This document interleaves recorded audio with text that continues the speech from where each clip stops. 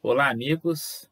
Estamos continuando a nossa série de meditações no tema Recomeçar é Preciso. Estamos estudando alguns textos do livro de Neemias. Neemias foi um personagem que se sentiu desafiado a reconstruir, a recomeçar a cidade de Jerusalém. E hoje eu leio o texto de Neemias, capítulo 2, versículos 19 e 20, momento em que o Neemias se depara com alguns opositores à construção das muralhas de Jerusalém. Neemias 2, versículo 19, diz que Sambalate, o horonita, e Tobias, o servo amonita, e Gesem, o árabe, riram de nós por escárnio e nos desprezaram e disseram: que coisa é essa que fazeis? Quereis rebelar-vos contra o rei? Então lhes respondi e disse: o Deus do céu, ele nos fará prosperar. Esta é a frase que o Neemias usa para responder aos seus opositores. Sambalate, Tobias e Gesem eram líderes locais, pessoas que já moravam ali em Jerusalém antes da chegada do Neemias, e eles acabaram não ficando satisfeitos com a ideia do Neemias de reconstruir os muros.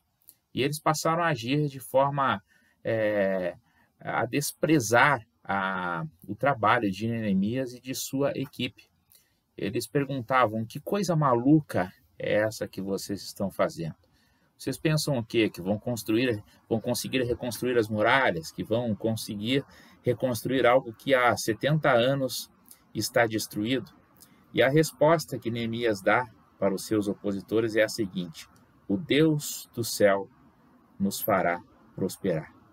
Em outras palavras, o Neemias não está nem aí para as circunstâncias, ele não estava nem aí para as críticas, para as dificuldades, porque ele tinha muita convicção do seu chamado para reconstruir os muros de Jerusalém. Eu me sinto muito confortável quando eu leio a história de pessoas que tinham muita convicção da missão que Deus havia dado para eles em vida. Me chama a atenção a história de um americano chamado Abraão. Não é o Abraão da Bíblia, este é outro Abraão.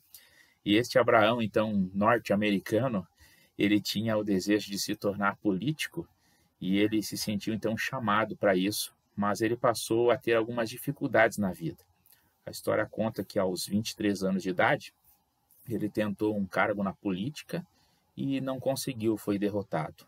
Aos 24 anos, ele abriu uma loja, mas acabou não dando certo e acabou fechando a loja. O tempo foi passando, aos 32 anos de idade, ele era advogado, acabou abrindo um escritório de advocacia junto com um sócio, mas a sociedade também não deu certo.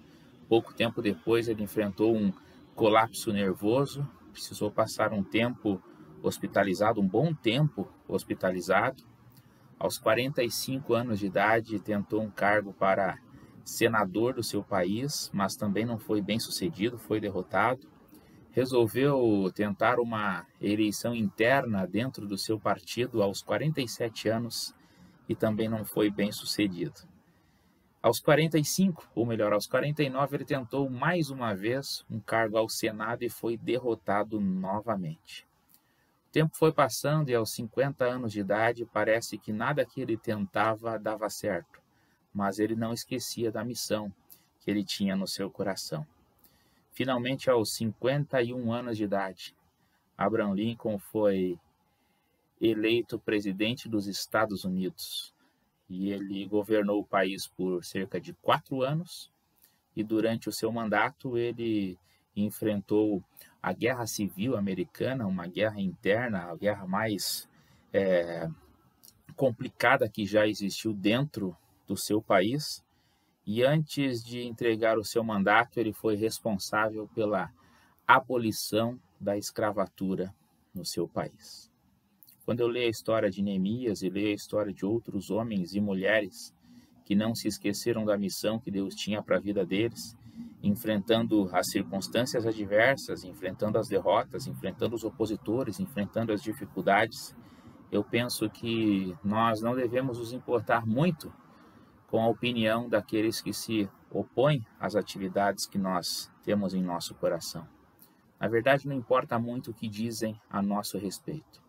Não importa se as pessoas nos tratam com desprezo, não importa se as pessoas nos tratam com escárnio, como foi o caso de Neemias. Não importa se as pessoas olham para o nosso trabalho e dizem: que maluquice é essa? O que é que vocês estão pensando em fazer? Não importa nada disso, porque mais importante do que ouvir a voz das pessoas é ouvir a voz de Deus, porque o Deus dos céus nos fará prosperar. A minha oração é que nós possamos ouvir cada vez mais a voz de Deus e cada vez menos a voz dos homens. Que Deus abençoe a sua vida.